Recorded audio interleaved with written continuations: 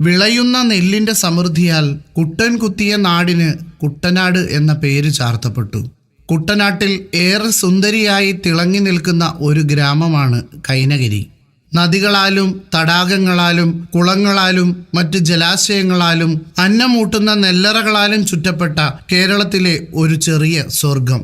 പമ്പയാറിനാൽ ചുറ്റപ്പെട്ട പച്ചപ്പട്ടുടുത്ത കൈനകരിയിലെ ജലാശയങ്ങളിലൂടെ അന്നം തേടിപ്പായുന്ന ചെറുവള്ളങ്ങൾ കണ്ണിന് കുളിർമയുള്ള കാഴ്ചയാണ്.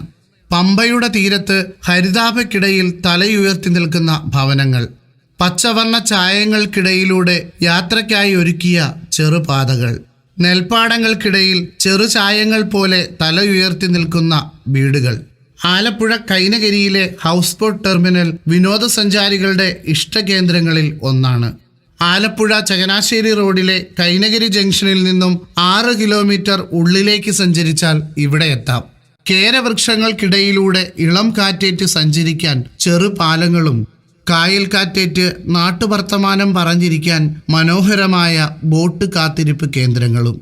കൈനകരിക്കരയുടെ മനം മയക്കുന്ന കാഴ്ചകൾ ഇഷ്ടമായാൽ ഈ ചാനൽ സബ്സ്ക്രൈബ് ചെയ്യുക.